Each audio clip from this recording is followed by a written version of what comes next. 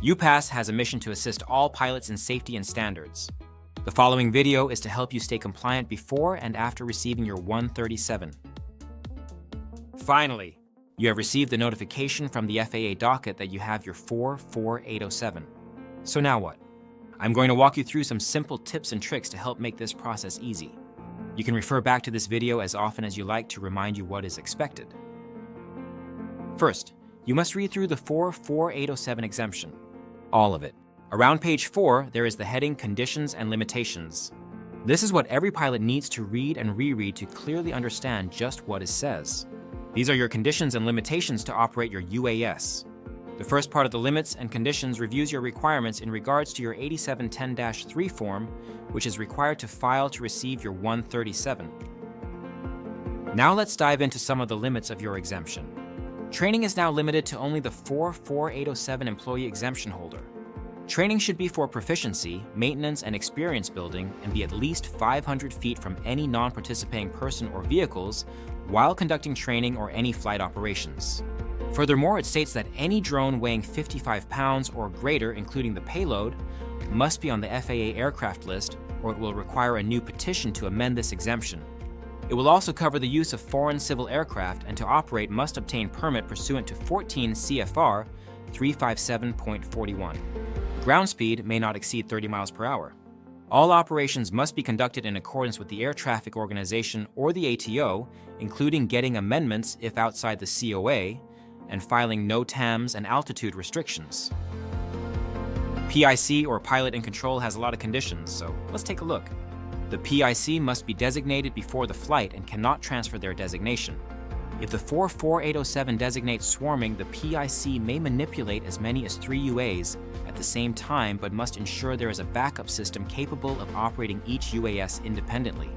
If the PIC utilizes a visual observer or VO, the PIC must ensure they are trained in their expected duties, acting in that capacity for the PIC. If a VO is not used, the PIC must maintain visual line of sight with the UAs during the entire flight operation. PIC must conduct a pre-flight inspection and determine that the UAS condition is safe for flight. All UAS manufacturers' operating limitations, maintenance, service, replacements, inspections, and life limits must be found to be in a safe flight condition. The PIC must hold a current 107 pilot certificate. If night operations exemption is held, the PIC must not have any night operating limitations, conduct flight under visual meteorological conditions, and verify all aircraft lights are fully functional. PIC must also hold a Class 3 medical, complete all stipulated training requirements and flight hours, and finally, when operating without a VO, remain at the ground station. The documents listed in the conditions and limitations are the minimum requirements needed to operating the UAS and include the operations manual, training manual, manufacturer's flight manual, and any ATO-issued COA. The operations manuals and training manuals must cover the list that is found in this section of the conditions and limitations section. Please note, any new exemption added will have additional requirements for both the operations and safety manual and will be listed in this section. Any UAS that has substantial operations replacement must have test flights with specific conditions met listed in this section, including inspecting all aircrafts listed in under this exemption for safe operation conditions. For exemptions that still require a VO, the VO cannot have any medical conditions that would interfere with his vision. This should not have to be said, but if the 44807 exemption is granted for night ops, the VO cannot be colorblind and have inspected the area for any obstacles or issues with the PIC prior to nightfall. The UA may not be operated less than 500 feet below or less than 2,000 feet horizontally from a cloud when visibility is less than 3 statute miles from the PIC. GNSS signal is necessary, and if lost, the PIC must land immediately to recover. If the control link is lost, the UA must follow a predetermined route to re-establish link or land. The UA must be equipped with a flight termination system. The PIC must abort the flight operations if unexpected circumstances or emergencies arise that degrade safety.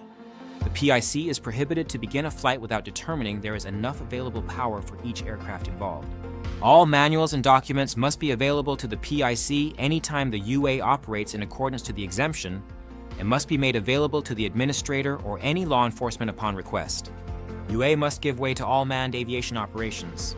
UAS cannot be operated from a moving vehicle. Finally, there are some limitation numbers that need to be reviewed. 500 feet from all persons that are not directly participating in operations. That includes 500 feet from vehicles and structures. There are scenarios that AUA may operate less than 100 feet if specific conditions are met. Please refer to that section of the conditions and limitations to have clear knowledge of those conditions. This will include conditions for waterways, roadways, and structures.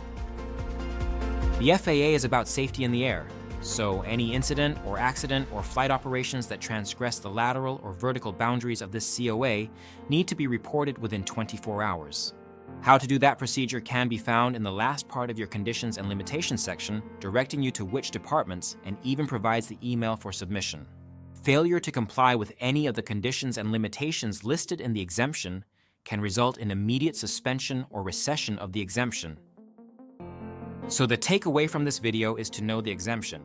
To do that requires pilots to read the FAA exemption completely. The conditions and limitations keeps everyone safe in the sky. So take the time to know the conditions and limitations, make sure everyone in your company and on your team knows the conditions and limitations and how to simply fly right.